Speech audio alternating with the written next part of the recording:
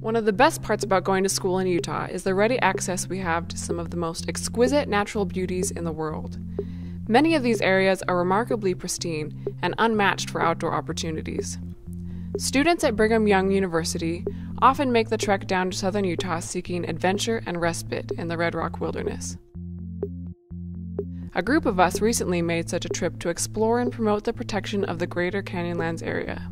I've never seen anything like it, and it was really, really beautiful. It's just a place where I really can feel like in touch and in tune with nature, and it's such a beautiful area, and I think that everyone who comes here feels something different that they haven't felt before. I mean, every time you come, you see something a little bit different, and it just never stops blowing you away. It's perfect. As BYU students, most of us are members of the Church of Jesus Christ of Latter-day Saints, and spending time in wild places like Greater Canyonlands is an important way to revitalize ourselves spiritually. For it is expedient that I, the Lord, should make every man accountable as a steward over earthly blessings, which I have made and prepared for my creatures. As a biology major, I've been learning a lot about, evolution and creation of the earth, and for me, that's very connected to my deepest faith in God.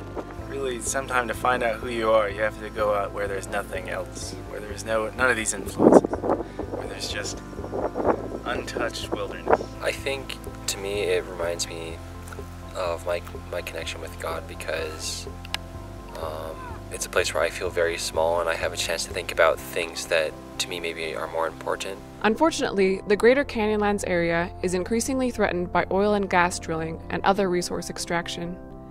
These developments undermine the integrity of the natural ecosystems and mar the splendor of this magnificent landscape. Well, I think that we really need to be careful with preserving a land like this, because I think before we know it, it will be gone. We should be very conscientious of where we're leaving long-term impacts for short-term gains, and I do not feel like the Greater Canyonlands area is a place where we should be taking those shortcuts. Back on campus, we asked our fellow BYU students to show President Obama that we want him to act to protect Greater Canyonlands, and their response was wonderfully enthusiastic. So what we want to do is convince President Obama that he should protect this larger area around the national park and call it the Greater Canyonlands National Monument. I guess I'd like him to see that he protects the land so that it doesn't get overridden with development. Some of my greatest memories have been in those areas, and have been greatly affected by the beauty of the area and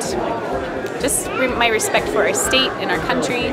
I think that our national parks and canyonlands in general foster that. I got to that area late at night. It was like probably midnight, and I couldn't see anything. The person who was driving near the area pretty well, so I trusted him. And when I woke up, I just realized I was in this middle of a canyon. Gorgeous, wonderful place, just red mountains, and I just love the place. So it would be really sad to see those areas gone. I think that President Obama needs to protect Greater Canyonlands because the benefit that this land has for us and for our posterity far exceeds any mineral extraction that could take place, and that would damage the land and basically damage our futures. The Greater Canyonlands area is a place of immense spiritual and cultural value, and we feel the weight of our responsibility as stewards to ensure that these beauties are preserved for our future families. It is our hope that President Obama will take action and help protect this cherished place by proclaiming it a national monument to be preserved for all time.